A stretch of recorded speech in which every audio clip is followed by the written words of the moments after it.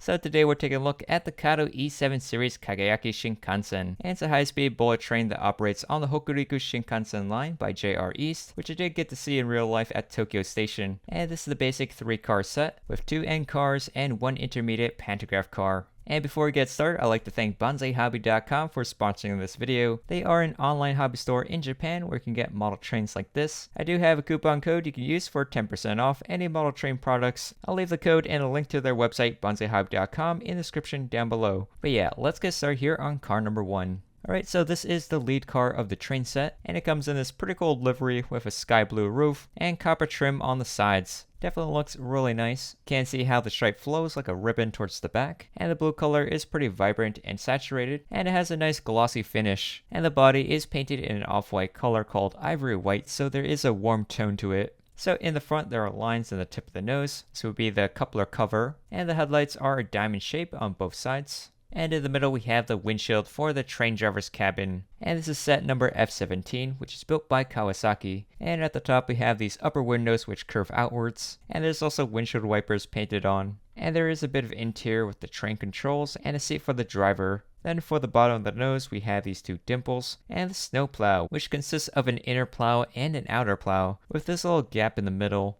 And they also have this plate detail where in real life it would attach to a rail wiper, which has been on Shinkansen since even the Zero series. And one thing I never realized about the E7 before is that there's this little indent here on the side. Alright, so now for the profile view, you can see how the cockpit bulges out a little bit, and the shape is very aerodynamic. Then down below we have some molded in details and the truck, which is nice and gray. Then next up we have the doors, one for the train driver and the other for the passengers, with rain gutters above, and there's some molded in grab irons, and they painted the door latches. Got a tiny number 2, and here's the nice copper stripe, which has a nice texture to it, although in the front section it is a bit jagged. And it's car number 1, no smoking. Got a panel on the side, bottom vent, and steps. Very nice molding. And then we have a row of windows with this thin blue line going across all the way to the back. And unlike the copper, it has a more matte finish to it. And above we have an LED board that says reserved seating, which inside the windows you can see all the seats. Some more detail along the bottom. And then in the back we have a rear door. And apparently this train is Kagayaki 501 and it's bound for Tsuruga. Now you remember in the beginning there was also the sticker sheet with these additional LED displays if you want to customize this, and there's a bunch of different trains as well as green cars and non-reserved seating. And they also have a version for the W7, which they also have more signs here at the bottom. But I'm glad it already comes with it printed on. And then in the back we have this pretty cool arrow logo, which is actually supposed to be the 7 of E7. It's just really stylized. It also says JR East Japan Railway Company, although the printing is a bit noisy. And on the W7 it would say JR West instead of JR East. And on the edge they have this really thin gangway cover. And then on the end we have the diaphragm,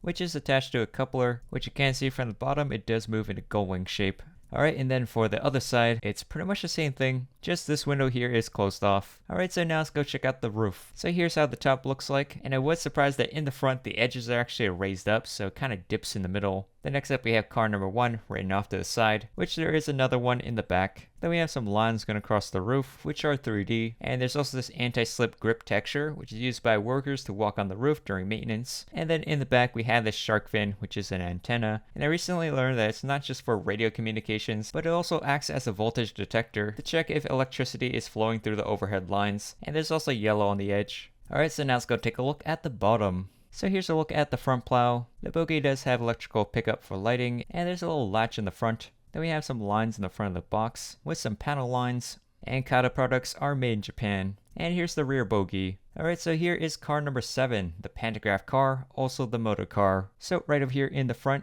we've got a standard gangway, we've got the door, all these windows, vents at the bottom. Then on the other end, there is a big gap between these windows, and there's a wheelchair accessible door, so it's extra wide. Alright, then here is the other end, and the other side, which is different since it doesn't have this window on the end. And this window is closed off. Alright, so now let's go check out the roof. Alright, so on the end we have this white insulator sticking out of the cable head. This transfers electrical power throughout the train, and the roof actually makes a dip in the middle with these 2 yellow markings on the sides. Then we have the 7 for the car number, and this cable that goes all the way across to this box section with the pantograph, which is nicely molded with rivets. It does pop out a little bit, and there's a cable here in the back. And then on the other side you can see the suspension springs, and that is holding up the pantograph, which to activate it you simply pull it up. and honestly it doesn't really take much. And now it can collect electricity from the overhead lines. Alright, and then here's how it looks like on the bottom, where it has the motorized truck with the traction tire, and some boxes in the middle, and the other truck. And now we've reached car number 12. Now how's it different from the other end car? Well, if you look closely, it's actually the Grand Class, which is above first class, and it comes with these big comfy seats which can even recline. And that's why they have a much larger gap between the windows compared to car 1. Also, it has 2 vents here at the bottom, and the door in the back is wider, and they also moved the logo. Same on the other side. And for the roofs, they just changed the numbers, and the bottom's the exact same. And they also don't have anything in the taillight toggle switch, so it is empty inside. And now let's couple them together.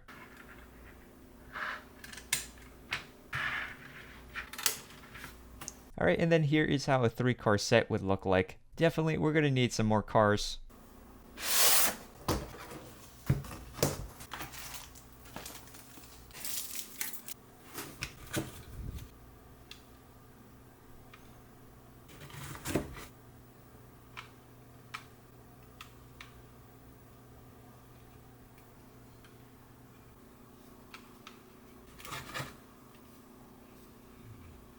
Alright, so I also got the add-on set. This is set B. Comes with 6 cars, 2, 3, 4, 5, 9, and 10. The gangways are pretty identical, but the roofs are all different. So here is car number 2. It's actually a pretty basic design. And here's the other side. Now you may notice that this window is closed off, and it's pretty much the case on all these cars, and that's because there's a luggage rack inside. And here's how the roof looks like, and this yellow part is wider than normal. Then we have the high voltage cable that goes across the roof to this module. And then here's the underside, where in the middle there's 4 panels and the logo. Pretty much the same for all these cars. Alright, so here is car number 3, the other pantograph car, but this one doesn't have that triangular cable head. So here's how it looks like on the side, and the flip side. There is a big gap here on the end. And then for the roof, there is this module in the front, and that pantograph just facing the other direction. So car number 4, here's how it looks like from the side view, and the other side. So this car is different because it has this module in the front, and this yellow bit is bigger as well. And there's a cable going to the cable head. Alright, so this is car number 5, and it also has the cable head, but there is a small module on the other end, along with this big gap on the edge, which is on both sides. So car number 9, this car is also basic, but it does have this big gap on the edge as well. And here's the flip side, and on top they have 2 small modules. And the last car number 10. So this is interesting because it has this box mechanism here at the edge, and a little pipe on the side, and the rest of the roof is empty. And here's a look at the sides. Alright, so here's all the cars combined. Now let's make it into a train.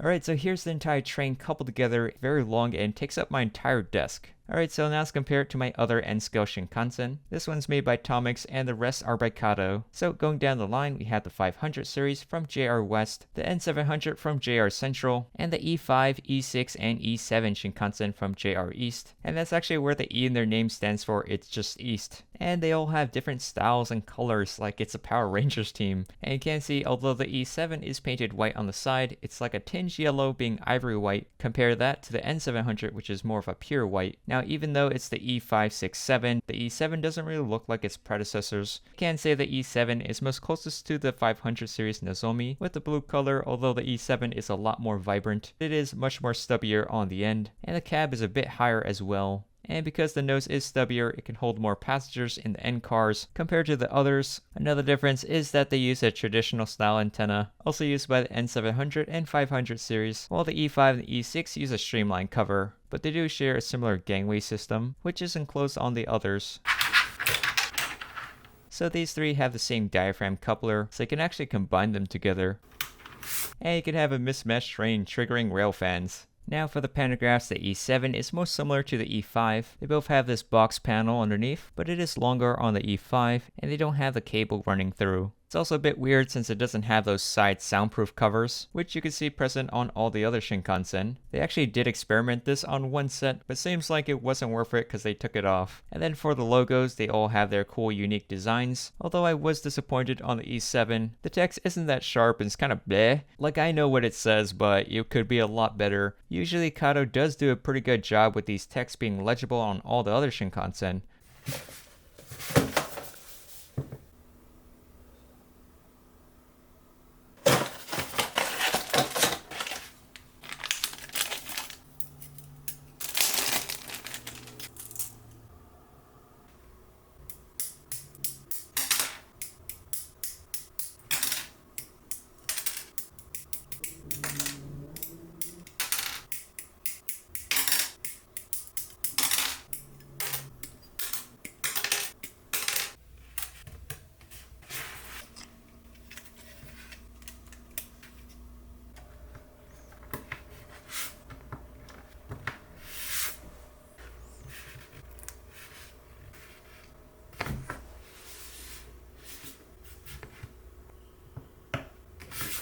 So I also picked up some Kato Catenary Poles for Shinkansen, and this has a different style from the other one that I reviewed. There also is a variation in the poles, where the tips on the edge, they actually change directions. So when you're laying it out, you want to have each pair facing the same direction and alternate for the next one. Now these poles are pretty tall and pretty well detailed. On the top we have these little insulators sticking out, and according to the manual you can actually cut these off for the inner curve or double track Shinkansen, but you can keep them for the outer curve or if it's just one straight track, I guess. And you can also see the back face actually has a ladder for workers to climb up the electricity pole. Then we have some brackets with insulators on the edges, this little bit at the top, and there's this rod to hold up the overhead lines. Now one thing I didn't realize is that the edges are actually angled, which I thought would be a round edge, but apparently it's a different style. Also the two sides have different angles. It also comes with the wheel tension balancer, and they used to level the overhead lines, which it also includes the newer spring tension balancer. And here's how it looks like if you chopped off the edges, so you can modify it to better fit your layout. Definitely adding catenary poles adds a lot more realism and makes it like an actual railway.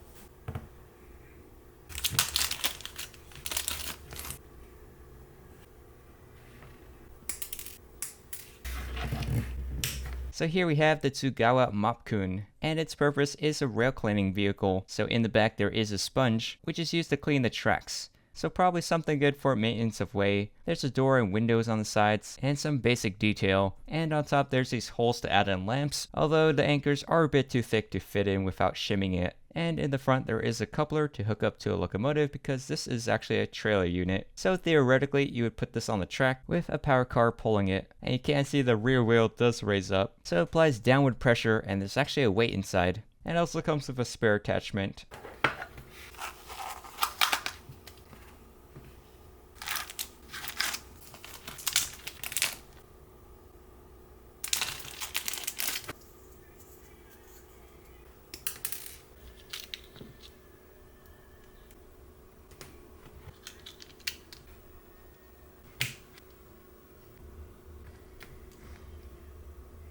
Now I did have to file the nubs to fit in the headlights, but yeah, this is the M car or motorized version of it, while the other one is the trailer T car. These are practically identical, just this has a motor inside, so it could actually move under its own power, unlike the free rolling one.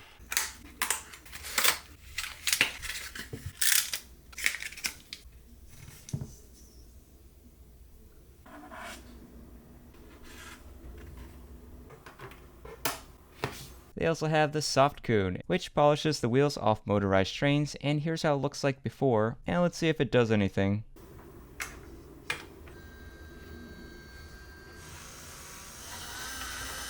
So after doing it for a while, here's how the wheels look like, definitely more shiny, and the traction tire is cleaned. Compare that with before. You can really see the difference, and on the other side, the traction tire is still a bit dirty, so I have to go back and do it some more. So now the wheel is cleaned.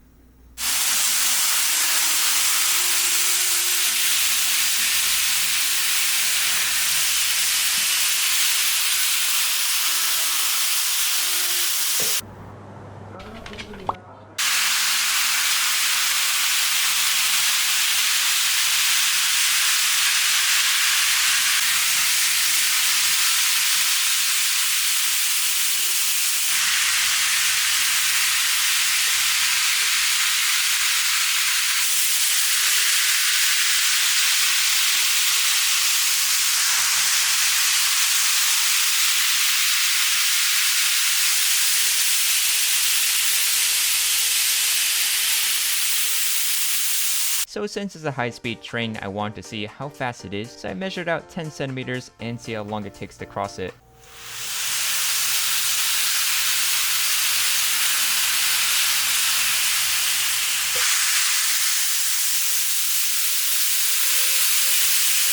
So it took 0.13 seconds, which is 2.77 kilometers an hour, which if I scale it to real terms is 443 kilometers an hour, or 275 miles per hour, which beats the real max speed of 275 kilometers an hour by 168 kilometers. Now compared to my other high-speed trains, it is faster than the N700, but slower than the ICE3, E5, E6, and the Tomix 500. However, also keep in mind that these train sets vary in lengths, and with 9 cars, the E7 is pretty long.